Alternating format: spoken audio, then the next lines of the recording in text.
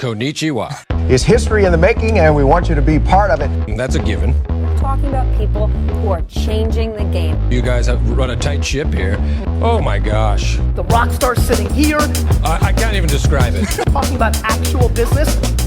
Two beings at the top of their professions. Started. Lightning quick movements. Changing the Rock star sitting here. It's just started. Welcome back to the Real Value Podcast, the podcast about business, life, success, about finding value in anything and everything, and about creating absolutely as much of it as you can with the time we have. Good morning, my friends, and thank you so much for stopping by the Real Value Studios again to hang out with me and producer Zero each and every week. I am truly honored to have your ear for just a little bit of time each week, and I hope to be adding some value to your day, your week, your month, your life, and of course, your business. The biggest thank you goes out to each and every one of you that listens to the podcast, that takes some notes, and then of course goes into your business and implements some of the stuff that we talk about here. And then of course, write me to tell me how well it's working, how much it's helped your business, and let's hope your life. Of course, some of you have written me to tell me that by implementing some of the things we talk about in the podcast, that of course, your businesses are getting better. But some of you also share that your, for example, marriages, your relationships, things like that have improved because you're working less, you're earning more, you're happier in your business, you're happier in your life, you're happier in your relationships, you have better clients, more efficient businesses, you can see the writing on the wall, you can see the direction to go, and it's working. And of course, on and on that list goes.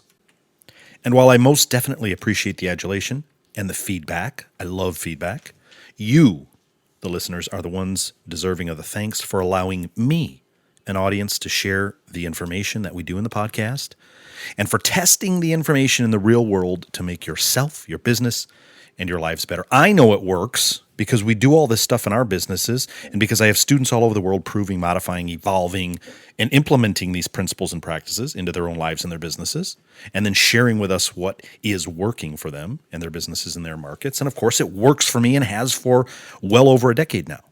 And of course, with that kind of feedback and input, my life is exponentially more fulfilled as a result, and I have all of you to thank for that. So a big fist bump, a big bro hug, and a massive thank you to the one percenters who are taking the tiny little incremental steps each day toward more prosperity, more efficient businesses, and a lifestyle that enhances your business, and your business that enhances your lifestyle. Thank you again, my friends. In this episode, I'd like to introduce you to a man named Kevin Kelly. Kevin Kelly is the founding executive editor of Wired Magazine. If you don't know about Wired Magazine, it's a tech and business-focused magazine. Now, I was introduced to Kevin Kelly back in 2008, I believe, when I read Wired Magazine when it was a paper magazine, and I've glanced through it on my iPad since then. But this particular blog post by Kevin Kelly is what really stood out to me, and it stuck in my head, and then I kind of took it and ran with it. But I read a blog post of his. It went viral.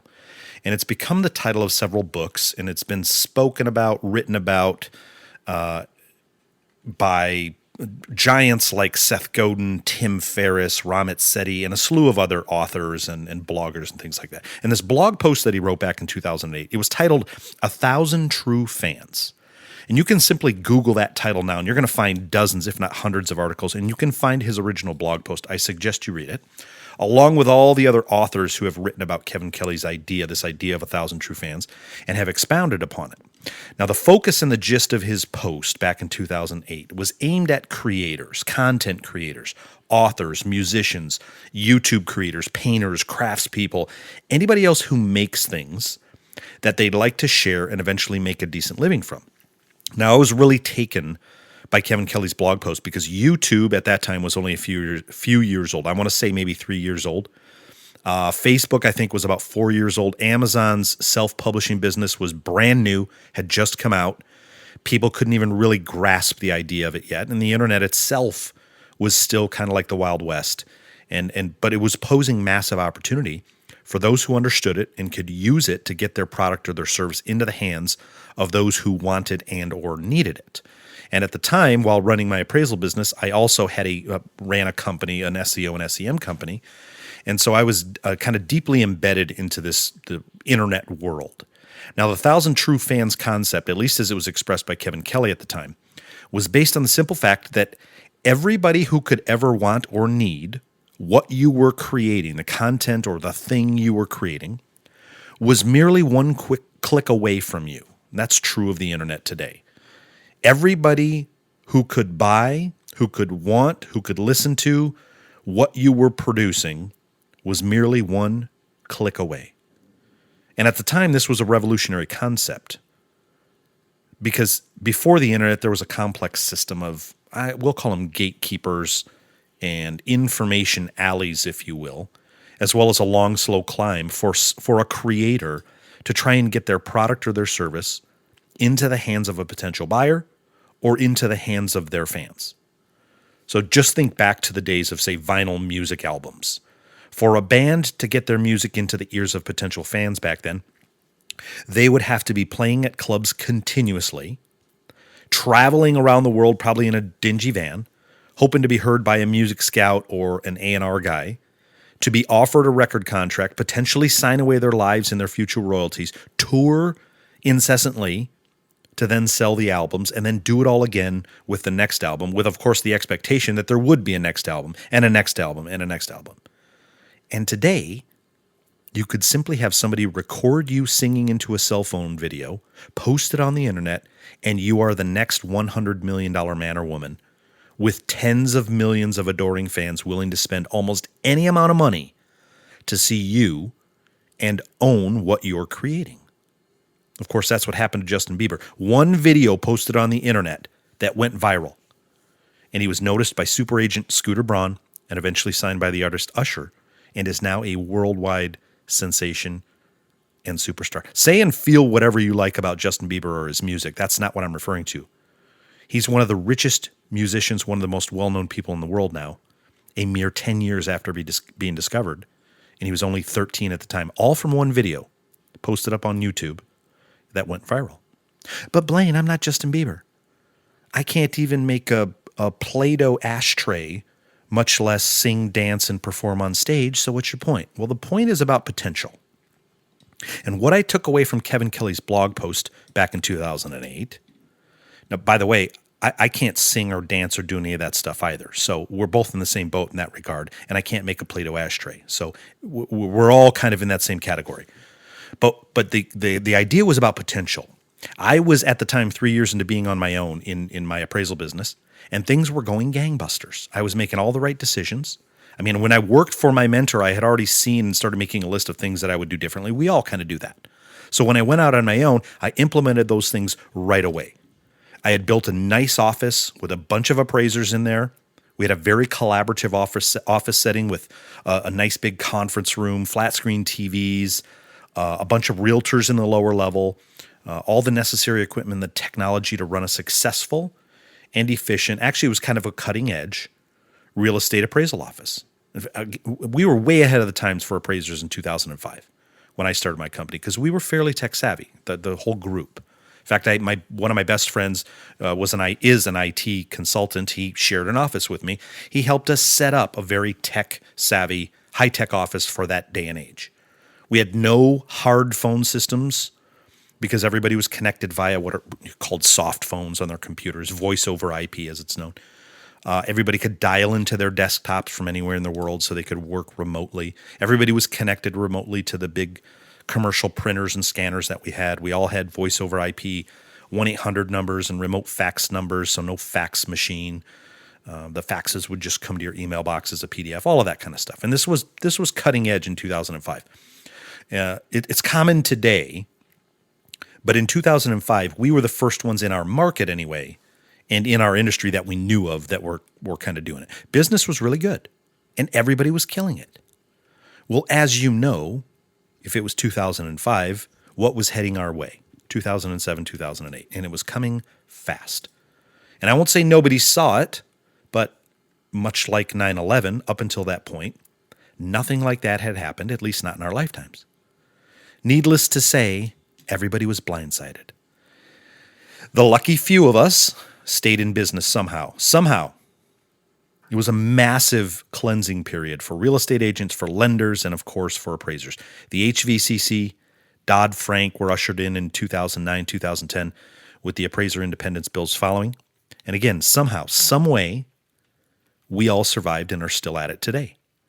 And one of the ways that I believe I and several in my office survived and actually thrived during those quite dark times was thanks to Kevin Kelly and his 1,000 True Fans blog post.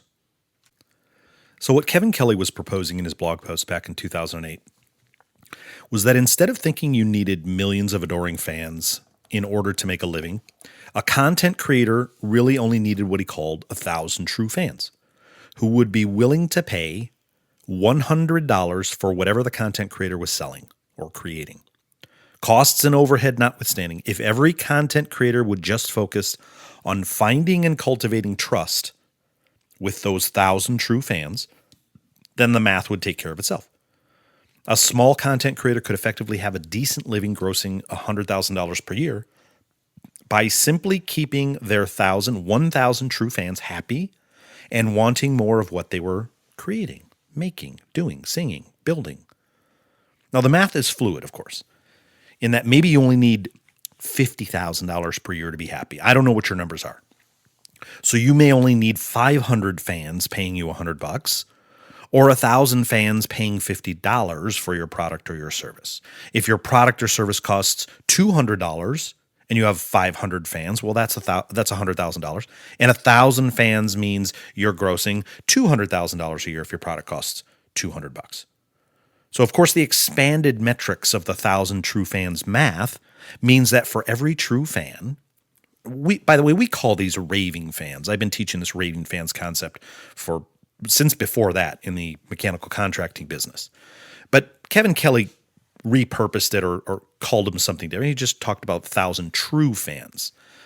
So we call them raving fans, and there are 2 or 3 regular fans that may or may not buy what you're selling this year, but they may be buying what you're selling the next year. So for every 1,000 true fans or raving fans, there are 2, 3, maybe 5 or 10 what we'll call just regular fans that might not be buying this year, but they'll buy next year. The 1,000 true fans philosophy, however, dictates that the level of product or service, coupled with the level of connection and care you take with those raving fans, what he calls true fans, has the ability to level up the regular fans into raving or true fans at some point in the future. So 2 or 3 or 5 or 10 regular fans have the ability to be leveled up to the raving fan status by an existing raving fan, or what he calls a true fan, at any time, which is why it's super important to focus on and take care of your fans. And of course, if you're not there yet, let me break the ice for you. We're talking about clients. Just swap the term fan for client and you'll stay with me. So hopefully this concept is easy to understand and the math makes complete sense. So Blaine, what are you saying? Are you saying I need to start making Play-Doh ashtrays or work on my singing voice? No, I'm not telling you that. Although if you do have a side gig or a hobby and it entails making a product or delivering a service, the 1,000 True Fans idea is speaking to you directly.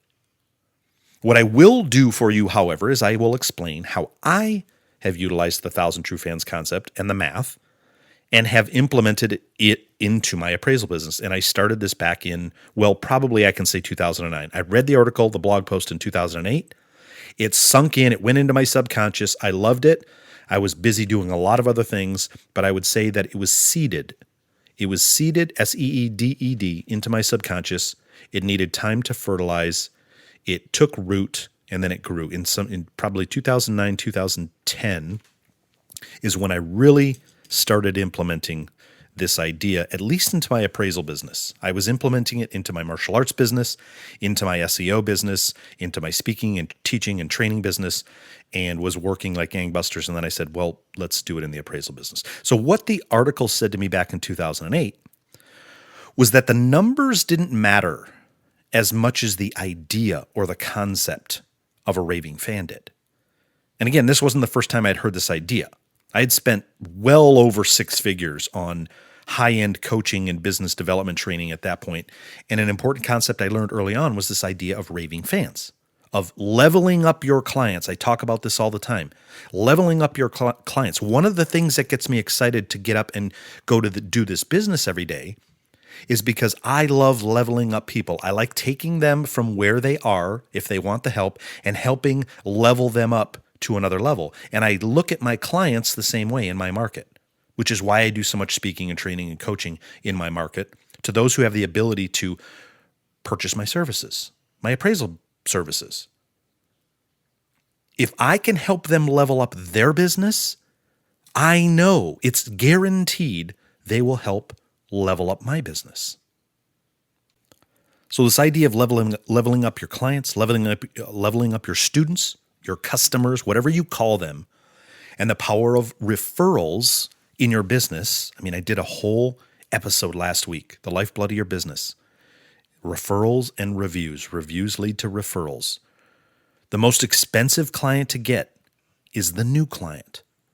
When you factor in all of your advertising and marketing costs, the cost of slowing down to learn the way that a new client likes to do business, the cost of training the new client on how you like to work, etc., all of that stuff factored in, attracting a new client is the most expensive client there is. The least expensive client and the most profitable is the existing client, who's already come on board, knows how you like to work, you know what their expectations are, and they are relatively easy to keep happy because they know you, like you, and trust you, and they send you continuous business. And on that note, let me remind you all, one of the greatest benefits of a successful appraisal business, and that's that you have to make a sale once. And if you take care of that client well, that one sale continues to feed you for years, sometimes decades. Now, I say you only have to make one sale, meaning you introduce yourself, you make the one sale of, how good you are, or hey, try me, or whatever, they try you. And then as long as you have to keep selling to them on why to use you. Sometimes there's bumps in the road. But in essence, you only have to introduce yourself once and get them to start using you. And if they like you and your work, and they come to know you, like you, and trust you, that one sale feeds you for decades. And that's almost unheard of in most of the complementary industries we work with. A real estate agent can obviously get referrals from happy clients and raving fans, and they should be spending lots of time, at least 50% or more of their time, on that task of getting referrals. However, they typically have to go out each day and hunt to fill their funnel. Lenders are the same way. I've been in both of those businesses. Every day they're starting out at zero, and I hope you get this concept. They look at their calendar. I had a calendar on my wall when I was in both the real estate and the lending business. I looked at my calendar, and it was a dry erase calendar, and I would have clients' names on there and where in the process they were. And you look at that calendar and you see, oh, I got a couple closings this week. Oh, I got a couple closings next week. And then you look ahead and you go, but after those closings, my weeks are empty. I better start hunting and filling my funnel. We have clients that once we sell them on using us, once we've said, hey, give us a try, and if we don't live up to our own hype, just fire us. And those clients are still with us today. And they've sent well over the high six figures in business over a 10 to 13 year history with our company. And like you, we've had clients that are no longer with us for a variety of reasons. But that we only had to sell one time on using our company, and they sent high 5 to high 6 figures into our business over a multi-year cycle. You've got those clients too. It's one of the great things about this business. Since the cost of acquiring a new client is one of the highest costs a business has, we get to greatly minimize that cost of doing business because our return on investment of acquiring a new client is astronomical compared to most businesses. A little bit of your time, a little bit of your marketing dollar, you can potentially pick up a new client that might send you 1 appraisal a week, 10 appraisals a week, whatever it is. Think about it. But when you extrapolate that over the lifetime of that client, a client who sends you $50,000 a year in business, that you only had to take a little bit of your time to go out and knock on a door, walk in, give a presentation, $50,000 return in 1 year, potentially, from a $300 or $400 investment of your time, I'll take it. So with that, it takes us 10, 20, or 30 appraisals to, say, equal the commission of a realtor, what they might make on a sale. So what? That's sometimes the argument I get from people. Well, realtors make so much more money on the commission. But they have a much higher cost of marketing properties, driving buyers around to 10, 20, 30 homes before they write an offer, working from 6 p.m. to midnight. Now, I know some of you say you do that. I think it's ridiculous. You shouldn't be working past 6 or 7 on any given night. But hey, you do you. But realtors have an extremely high cost to earning that commission. They have hours spent writing offers that don't get accepted. They have much longer lead times for acquiring a new client or a listing. And then that client's done with the agent for the next 5 to 7 years until they decide to move again. And hopefully the agent's kept in touch with them fairly well over those years, which of course costs what? It costs money. Not to mention every realtor in every market has 10 times, 20 times, 100 times the competition that you and I do for that same client. They're going after a listing on 123 Main Street. They've got 27 to 87 other agents who want that listing. In any given market, I'm competing against what? 10, 20 other appraisers in my market, and nobody does it as well as I do. Not to mention, we don't really see each other as competition. We're all friends. Appraisers get to sell once and then get paid over and over and over again, as long as they are solving the problems of their clients over and over and over again. And just like a real estate agent, the same is true for lenders who have to make themselves available at all hours of the day, the night, the weekends to do pre-approvals, work open houses with realtors, be available for crazy hour loan approvals, gather all the pertinent documentation, clear all the steps on a deal, and get it to closing. And then that client is virtually done with them until they need some other kind of financing. And hopefully that client is happy and they're sending referrals if they are capable of it. But the realtor and the lender have to do all of that work to get to their commission. So if you haven't recognized this as one of the greatest benefits of being a good appraiser who takes care of their clients, hopefully now you do. Complain all you want, 99%ers.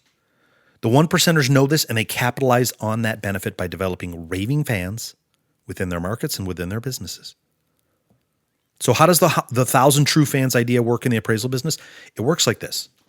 Remember earlier when I said that the math is fluid?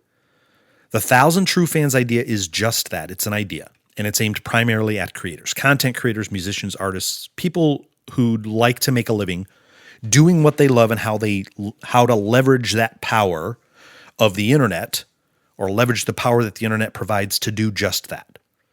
So an appraiser reading the 1,000 True Fans blog post by Kevin Kelly may read it and say, that's really interesting. It's a cool concept, but I'm not a content creator and I'm not a musician. Cool idea though. And they put the Wired magazine away or they close the browser window and they go on with their day.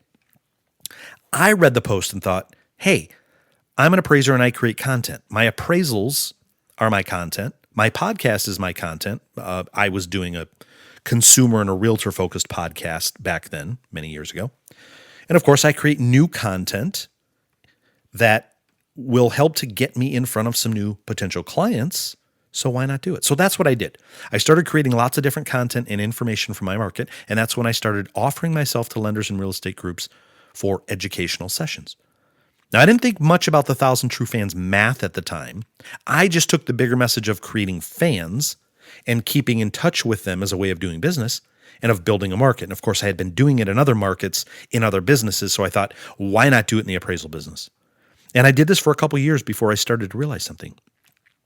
The 1,000 True Fans math and how the numbers work in an appraisal business are just as relevant as any other business. Now, before I go into the math and how it works, I need to say that like appraising a home, there are variables, and some of the variables cannot be accounted for in every market or in every appraiser implementing the math.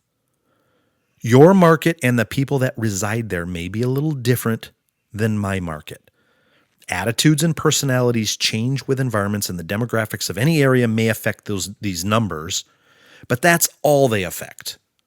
People are people wherever you go, and they all have hopes, dreams, and aspirations. They all want to be treated fairly, and they all want to be recognized for the human beings that they are. When they are treated fairly and somebody comes along and speaks to them like a human being, they tend to be more receptive to whatever the message is that that person is trying to convey. Now, the other side of this caveat is that the math doesn't work for everybody who tries to implement it because of the person trying to implement it. I've done a bunch of podcasts about getting your internal dialogue squared away. That's the dialogue that is speaking to you all the time, your internal programs in your subconscious, and squaring away any personal hangups you may have about money, about prosperity, about success, about realtors, lenders, and anything else that might be limiting your success and affecting what you attract. And in the process, getting those issues cleared. If you have any of these subconscious issues boiling within you, I will tell you that you will struggle trying to make this math work for you, and you'll give up in frustration, screaming, "This shit doesn't work." So to recap the 1,000 True Fans math, Kevin Kelly basically says that you don't need 1 million or millions of raving fans. You simply need 1,000 people who love your stuff, who know you, like you, and trust you, and would pay you $100 for whatever you're selling each year in order to earn a decent living at $100,000 per year. So set aside your own personal feelings about the $100,000 per year and whether or not that's enough for you. You can adjust the math however you'd like. As an appraiser, if you simply take your typical appraisal fee, let's say it's $500 just for math, and you think $100,000 per year is adequate for you to live off of, remember, of course, that's gross income. So you need to adjust for expenses and taxes accordingly. But that would mean you only need 200 fans ordering one appraisal from you every year. 200 fans times $500 is $100,000. Broken down further, 200 fans, be they realtors, lenders, homeowners, attorneys, estate planners, financial planners, what have you, divided by 12 months is roughly 17 appraisals per month, or roughly 4 or so appraisals per week at your desired fee. So obviously, if you want your $100,000 to be net after expenses and taxes, well, then you'd need to bump that number up a bit. More likely to 300 fans let's start saying clients, 300 raving clients sending you one appraisal per year at $500 per appraisal. That comes out to $150,000 per year in gross income. Back out your expenses and your taxes, and you're closer to the $100,000 number. All right, easy math, right? And every appraiser has already done this part. Every appraiser takes their average appraisal fee times what they can do in a week, multiplies that by 52, 50, 48, 44 weeks. You account for vacations and things, and you come up with what you'd like to or think you can earn. Hopefully you do something like that. The problem is that all the magic stops right there. This is where most people, the 99%ers, when asked about goal setting, say they've set some goals. Yeah, I did some math. They have a napkin sitting somewhere in their office where they scribbled out this math, and that's their strategic plan for the year. The napkin says nothing about how to get 300 people to send you business, who those people are. We call that your avatar, your perfect client and customer. What are their hopes and dreams, fears, problems, stuff that keeps them up at night? What would make them willing to pay a premium to do business with you? And then, of course, how to get them into your funnel and trying out your product or service. And this is where the 1,000 True Fans idea really starts to take shape. So I took the 1,000 True Fans idea and I paired it with a concept called future banking. I've mentioned future banking in prior episodes, but I didn't go into detail. I said I would. This is the episode. And the future banking concept is like a turbo boost to this whole 1,000 True Fans concept. And here's how it works. Be sure to have a pen and paper ready to write. If you're driving, pull over and get ready to write, because this may be the most important concept you hear all year. Heck, this might be the most important concept you hear ever. Now, I'm going to introduce you to the concept of future banking first, and then I'm going to tie that into the 1,000 True Fans idea.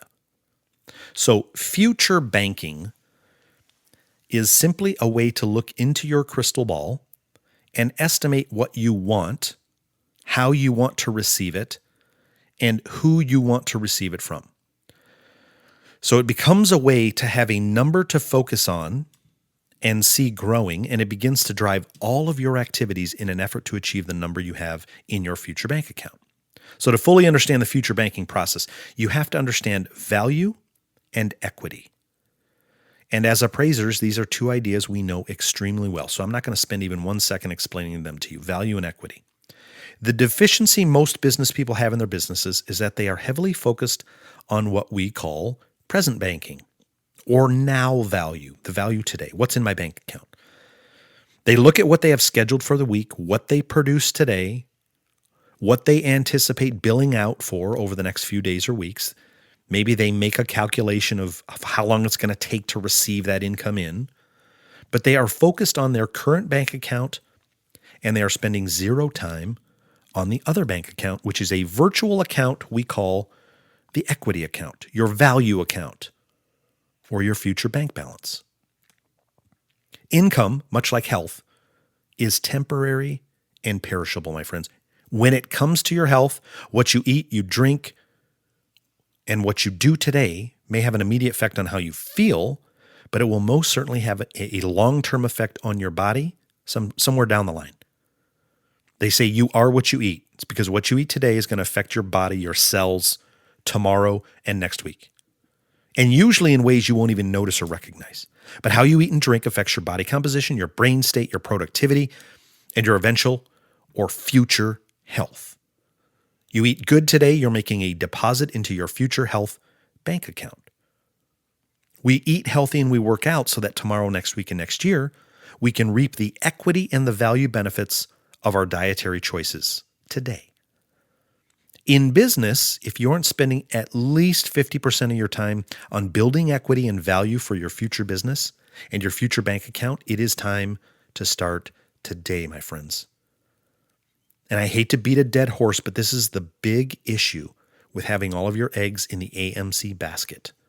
There is no equity being built, no relationship there, no value other than what they are willing to send you today, your current bank account, your now bank account. You've built zero equity with that entity, and there has been no equity created to deposit into your future bank account. So let me give you an easy to understand example of this future banking concept. Every restaurant that understands continuity and future banking has some kind of rewards program. And if they're really smart, they've got a birthday, a holiday, or some kind of program that encourages and incentivizes their patrons to come in on that special day and get a free gift. So you sign up for their rewards program and they now have your birthday. So not only are you incentivized to go there more to get their rewards points, they are going to do their best to have you come in sometime around your birthday for your special free meal. The restaurant knows that when you come in for your free gift, you are going to bring in at least 4, 6, maybe 8 of your friends and family. They know that, of course, not every customer will come in on their birthday, but after some period of time and with tracking, they know that a certain percentage of the number of people they have in the program will come in on that special day. Say it's 25% or 50% of the people will come in and use their free gift. So the owner of the restaurant counts up his or her day's totals and says, okay, we served 300 guests today at $30 per guest, so we've banked $9,000 for the day minus our costs of doing business. However, we also signed up 50 new rewards members, 25 of which will come in and spend $100 minimum on their special day, which is $2,500 in the future bank account. They know this because they know their numbers. They know that 50% or whatever their numbers are, 25%. But let's just use 50%. They know 50% of those 50 new rewards members will come in on their special day, and they know from tracking their numbers that when they do, they're going to bring 4, 5, 6, 8, 10 people on their special day, and the average ticket will be $100. So now they make a deposit in their future bank account of those new rewards members. So now their bank account has $9,000 actual money from the day, And that $9,000 has to go to cover the cost of goods, payroll, utilities, rent, all that stuff. And the future bank account after today has $2,500 in virtual money in it. If they track their future account well, the future account will eventually exceed the now account because the virtual account keeps building. When your future bank account exceeds your now account, you start to feel wealthy because you can see the future bank account represents the equity and the value that you are building. It also gives you something extremely important to focus on, which is service, service, service. If you don't take care of those people, they will not be back to spend their future money with you, and they will not bring their friends and family. But if you do take care of them, you are reasonably certain they will be back, and you know your metrics of that transaction. Birthdays are celebrated with friends and family. So again, they bring 4 to 8 other people, maybe 10, and there is at least $100 future bank deposit that eventually will become a present real money deposit in that restaurant's bank account. So if you're not focusing at least 50% of your effort on building up that future bank account and building equity and value, your present bank account will always be struggling and will reflect your efforts or lack thereof. You must be building equity with your clientele and your market. And the biggest way to do that is to first focus on a segment of the market that has the potential to value you and accept your value proposition. If you simply ask the question, is my current clientele capable of valuing me and the work that I do? And the answer you come up with is no, because it's AMC's or whatever. Congratulations, superstar. You've just taken the first step to transforming your business. Just asking the question is a valuable thought exercise. Okay, so how does this work in an appraisal business? I am quite happy to share this with you. After all, that's why you're here, right? First and foremost, you must pick potential clients that have the ability to value what it is you do. This point cannot be glossed over, and I wish I could spend the whole episode just talking about this point. Many appraisers have clients that simply aren't capable of valuing what it is they do. Don't blame them. This is simply the state of the industry, and it always has been. If you think that there was a day when everybody respected and valued the appraiser, you are wrong. Everybody's feared the appraiser for one reason or another, but there's never been a time in the appraiser's history when they've been valued by everybody they did appraisal work for, just like there's never been a time in history when everybody loved the dentist. You might like yours, but the dentist is one of the most hated and feared people in the world. They have one of the highest suicide rates because nobody likes to go to the dentist. And almost nobody likes their appraiser. In 2019, we know that the AMC model has changed some things. And with another layer of bureaucracy and firewalls between us and our clients, it's much more difficult to add value to an unnamed and no-faced lender for whom you may be doing work for. Again, don't waste 1 second of your valuable life energy and emotion being upset about it. You picked those clients. You picked them. You've spent the money they've paid you, and you've continued to accept their work. So until you're ready to make the leap, either to all direct lender and local lending work or to non-lender work, you simply have to accept what is. So the first step is to start developing clients that are capable of valuing what it is you do. The second thing you absolutely must do is a deep dive into your value proposition. What is it you are actually offering those clients? Just an appraisal? Just a valuation on their home? Just an accurate measurement of the house with a laser measuring device? Quick turnaround time? Those may all sound like kick-ass things to you, but those things are commodities in the market. There's always somebody who's willing to do it cheaper, maybe better, and faster. They can get that offer from 3, 4, 10 other appraisers in your market. What makes doing business with you so special?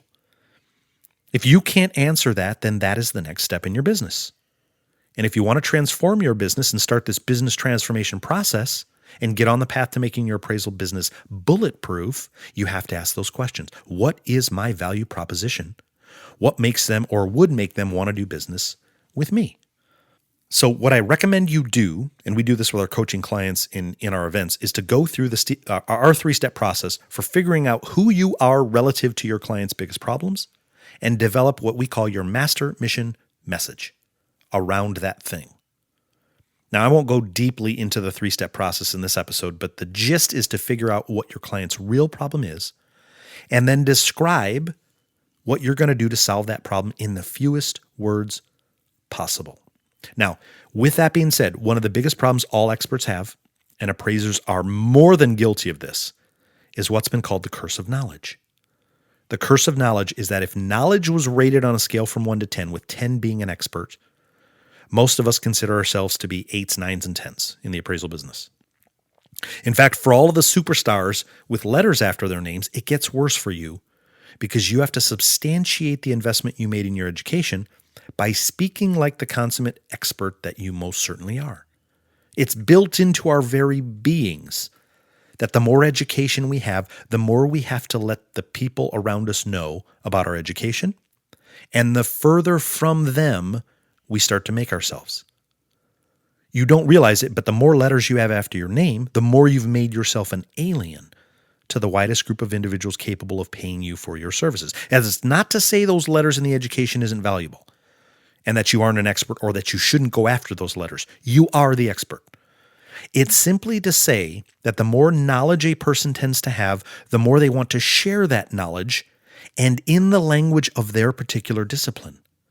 And this is where the curse of knowledge kicks in. We can speak appraising at a level 8, 9, or 10. Our clients, and that includes homeowners, civilians, real estate agents, lenders, you name it. Our clients can speak at a level 2 or maybe a 3, at least if they're in a related industry.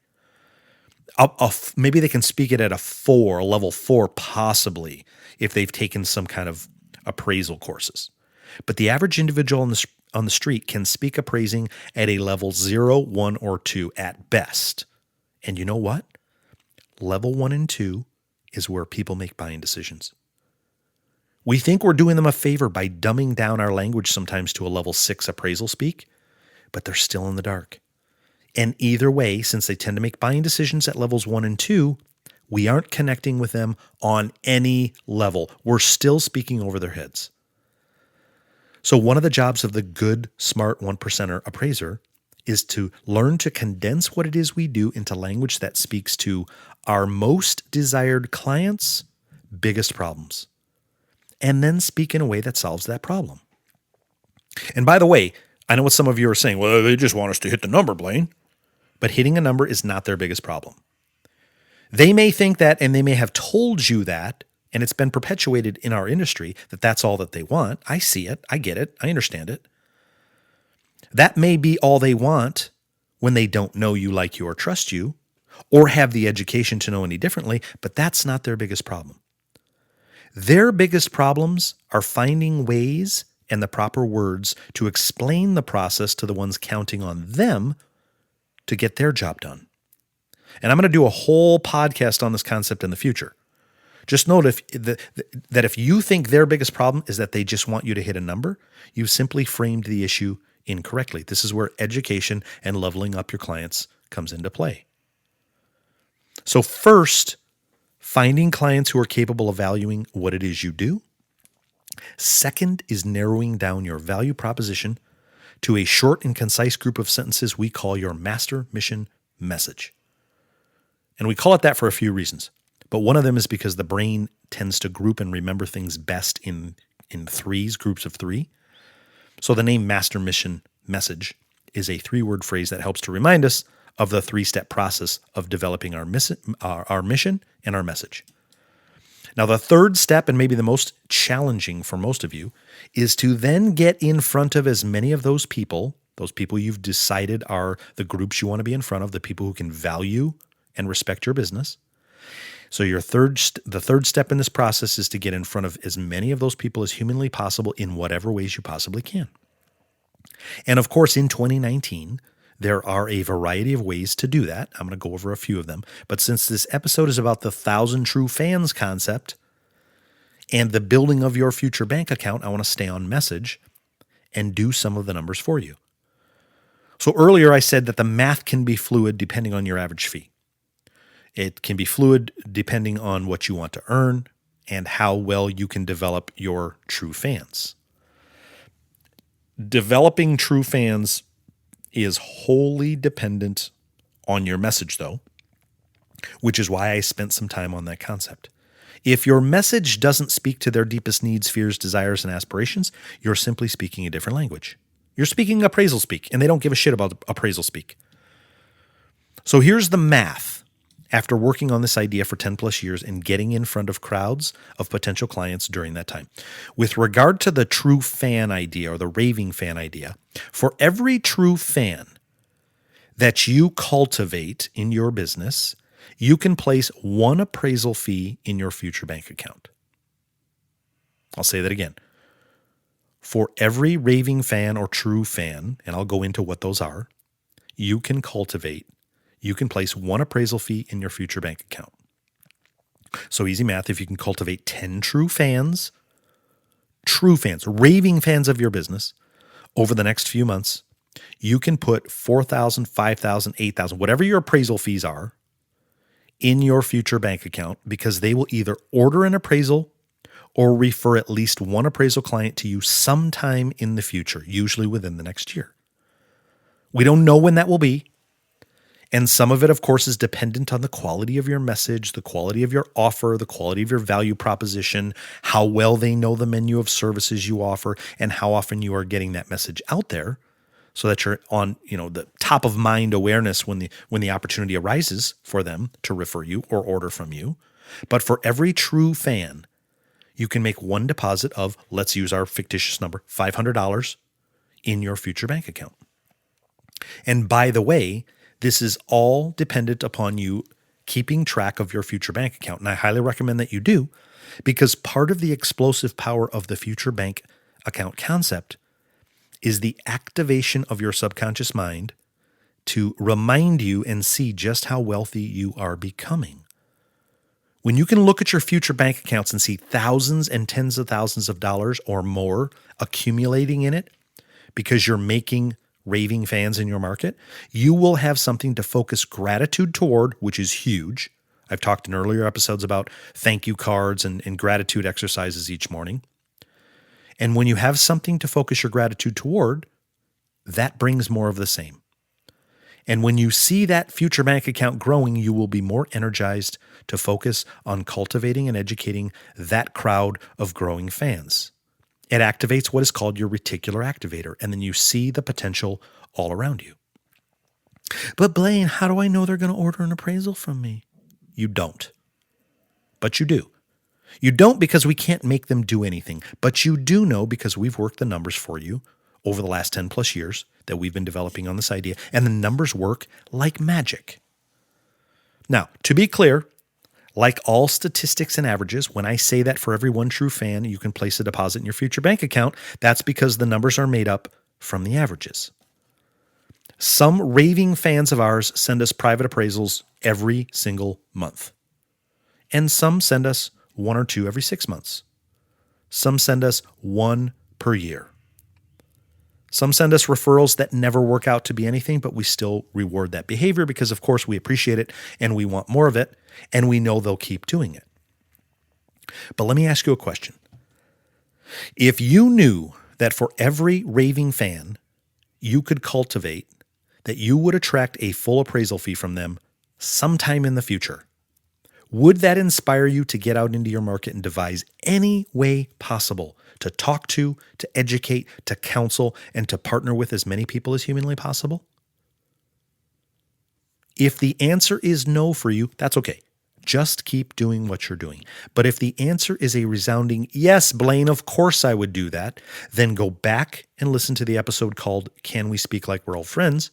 And of course, sharpen your pencils because there is a treasure trove of wisdom in that episode about speaking to people who have the capacity to make you their go-to professional when it comes to value. Now, understand, everybody you speak to does not become a raving fan. Out of any group, when speaking to them for the first time, you will touch on average 10 to 20% of those people in that room with some part of your message. I have been doing this now since 1991, I should say, speaking to groups, not just appraisal groups, teaching in my martial arts business, traveling all around the world, speaking to very large groups. And so these numbers work out that on any given day, and you can see the heads nodding, you can see people nodding off and falling asleep in certain crowds. But we just know that in any crowd, you will be touching, when you speak to them, maybe 10 to 20% of the people in the room with some part of your message. For some people, it's the wrong time. You're the wrong teacher. They don't like your tone of voice. They don't like your pace. We're just not in congruence. That just happens, and there's not much you can do about it. The other 80% may like you, and they like the information, but you will be more or less forgotten about by breakfast the next day. So it's important to have a system to gather all the names and keep in touch with these people, because the true fan process, the raving fan process, is one that takes time, and it takes a continuous drip of information, of help, of education, and solid, on-point messaging. So if you know those numbers, the numbers I just gave you, that 10 to 20% of any group will be impressed, inspired, and turned on to your message, then it behooves you to start working the numbers. So my personal goal for this year is to be in front of at least 1,000 individuals who have the capacity to value what it is I do, and individuals, this is important, who I have the capacity to help. And by that, I mean being a strategic and value-added provider of valuable information that helps them be better at what they do. In essence, I know if I can help them be better at what they do, then they'll earn more money for their families. If I can help them earn more money for their families, they are more likely to become a true fan, a raving fan of mine. And when they become a raving fan of yours, they will go out of their way to find opportunities to refer you. So if my goal is to get in front of 1,000 individuals this year who have the capacity to value what it is I do, get inspired by my message, and I can turn them on with my message and education, that means at least 100 to 200 of those 1,000 people, that's 10 or 20%, will eventually become a true fan of mine. And that represents at least a $50,000 to $100,000 deposit into my future bank account. So let me ask you the same question I asked before, but in a different way. If over the course of the next 12 months, you could make virtual deposits of, say, $50,000 to $100,000 into your future or virtual bank account, would that inspire you? No, I understand your hesitation, but Blaine, that's virtual money and all my bills are real. I need real money in my real bank account to pay my real bills. I get it. But this, my friends, is likely one of the big problems in your business. You're focusing on the today business and what you are working on today, the assignments for today, the future money that's going to come in from today's efforts and today's bills. And what you focus on, you get more of. So you're focusing on the business this week, next week, last week's business. But until you take the time to begin focusing on what you could be attracting and what could be coming in next month and next year, you will always just be focused on the during phase of your business. Remember last episode I talked about the before, the during, and the after? Most of you are focused on the during phase. What am I working on today, tomorrow, and next week? And the concept of 1,000 true fans, Kevin Kelly's concept here, coupled with the turbo boost of the future bank account, these are digging your well activities that are concentrated in the before phase of your business. What you do today will have an effect 1 year from now. Now, I will say you will undoubtedly get today business from these activities. I haven't had one class, one talk, one event yet where I didn't drive off from my talk or my class or my speech and get some kind of business within 1 day, 1 week, 2 weeks of the actual talk. Sometimes they're calling me as I'm leaving the parking lot. And that's one of the reasons I do them for free. It's part of our marketing strategy and our master mission message that we educate our clients to help them earn more money, but we always have our time rewarded in the now at some level. It's not a requirement. It just happens. It's just the numbers. But the most important thing to me, however, is how many of those people in my classes or talks I can continue talking to and educating after the talk or the class and work on leveling them up and converting them into raving fans. See, they're not going to become a raving fan after one introduction or one talk. They might. You could be just that good. I'm not. But the more true fans you can cultivate, the more deposits you make into your future bank account. It's really that simple. So if my goal is to be in front of 1,000 individuals this year, and I'll tell you, it'll probably end up being more like 1,500 because I've gotten lucky and landed some big talks with 300 to 400 people in the room, which will boost. I didn't include in that 1,000 individuals those big talks. So if I get another one of those big talks this year, and I might get 2, that'll really boost those numbers. So if my goal is to be in front of at least 1,000 individuals this year, understand that many of them have been in my classes, my talks before. So some of them are deeper into the true or raving fan cultivation process than others are, which means my numbers might be more like 30 to 40% of any crowd will send me at least one appraisal or referral in the next year. But just do the numbers yourself, my friends. If your average residential appraisal fee is $500, and again, it's hypothetical. Use your own numbers. If you're a 225er or a 700, great. Use your numbers. But if your average appraisal fee for easy math is $500 and 40% of 1,000 people have the ability to send you an appraisal or a referral in the next year, as long as you keep them in the fan club, and that's part of the work, I'll do the math for you. That's $150,000 to $200,000 deposited into your future bank account. Don't believe it? It's okay. As Henry Ford said, whether you think you can or you think you can't, you are right. Develop your own numbers then. But really think on this concept of developing true or raving fans of your business and opening your future bank account today. Until you start focusing on it, it won't happen. Understand that everything that is created by man is created twice. First in the mind and then in reality. You must begin the process by believing in its possibility and then ushering it into reality by your actions. All right, I want to thank you, my friends, for spending this hour with me each week. Your time is extremely important to me, and I will never waste it, at least not intentionally. I really appreciate how much you care about your business, about your family, your communities, and your industry. I hope to have added some value for you again this week, and I ask only 2 things from you in return. The first is that you implement some of these ideas into your business. And the second is that you share the information, this information, with anybody and everybody you feel may get some value from the ideas and the tactical and practical exercises that I offer you each week. Now, obviously, positive iTunes reviews and things like that, they help to spread the message. And I really appreciate those who have helped by giving such nice reviews already. Spreading the word in our industry on social media groups and things like that also helps. And I appreciate all of those who have promoted this podcast in those groups. With that being said, a special thanks goes out to Mark Skapenitz for the creation of the 100%ers appraiser group and for all the shit that you put up with and you give out there. Of course, a big thanks to people like Aaron Shonka, Ernie Ramos, Jason Fishman, Rick Morris, Ryan Lundquist, Dustin Harris, Rachel Massey, Jacob Brewster, Mark Bueller, Jamie Owens, Bill Cobb, Tom Horn, and all of you who have helped spread the word. All of you who have said really nice things about the podcast, always support it, and also actively helping to better the industry with your attitude and the work that you all do. Now, of course, I know I've missed a bunch of you, and I apologize. Just know that I really appreciate every single one of you.